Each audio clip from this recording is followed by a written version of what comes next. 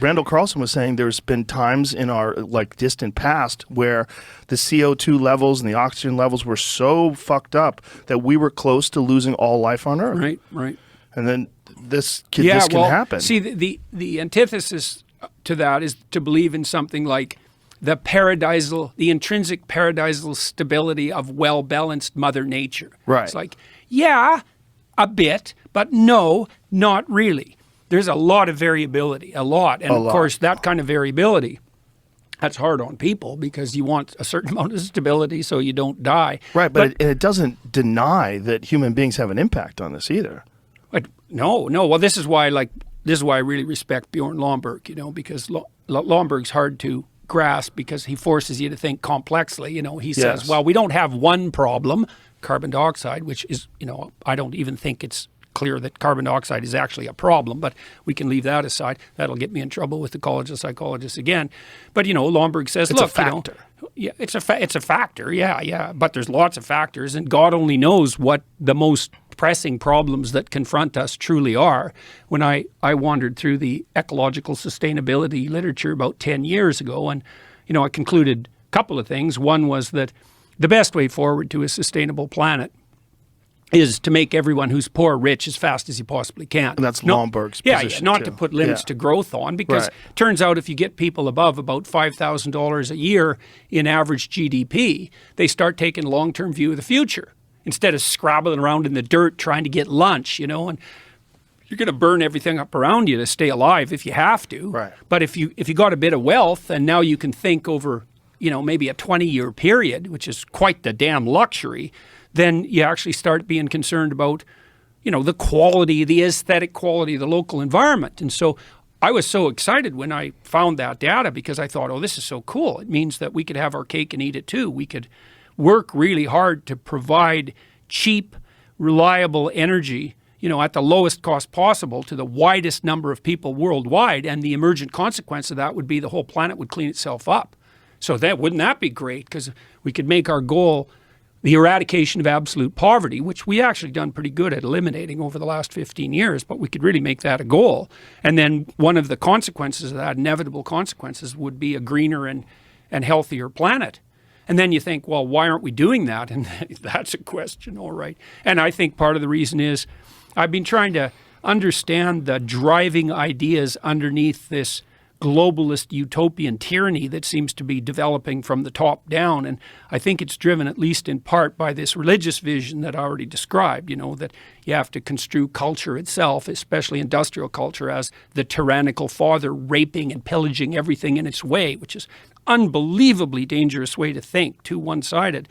And the idea that you have to impose limits to growth on people in order to have a sustainable planet. And that's allied with a view that probably stems all the way back to people like Paul Ehrlich in the 1960s, who really believe, truly, that maybe the planet should only have 500 million people on it, or a billion, in relative poverty, or 2 billion barely scraping by, because otherwise they're going to be wrecking everything and, controlled by some top-down authority that makes bloody well sure that no one's consuming too much. And so when I look at ideas like that first assumption, the planet has too many people on it, it's like, I don't like to hear people say that, because when I hear that, I think, okay, buddy, who exactly are you thinking about getting rid of? Oh, well, it's not like that. It's like, yeah, it's like that. It has to be like that. It is absolutely like that. And so, it's easy to get all paranoid conspiracy theorist about the WEF, say, and maybe there's some utility in that. But, I don't think anybody's sitting at Davos going, well, we got to scrap 7 billion people.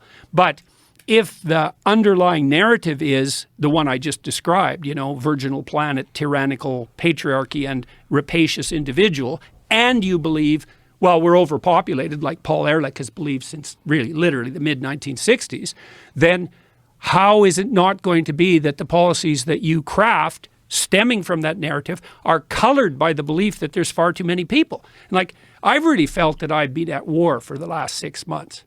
And I would say it's war because what I observed happening in Europe when I was there last was that, well, and you can see this, you don't have to be in Europe to see it, but it's more direct if you're there, is that it's pretty damn clear that the globalist utopians are willing to sacrifice the poor for the sake of the planet.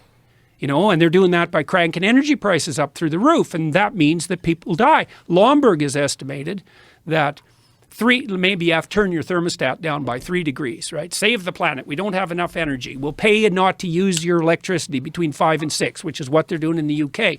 You turn your damn thermostat down 3 degrees, that sounds like nothing. But if you're old, that radically increases the probability that you'll get a respiratory disease and die. You know, and if the Europeans would have had a cold winter, and that could still happen, Lomberg estimated it'd wipe out 135,000 people.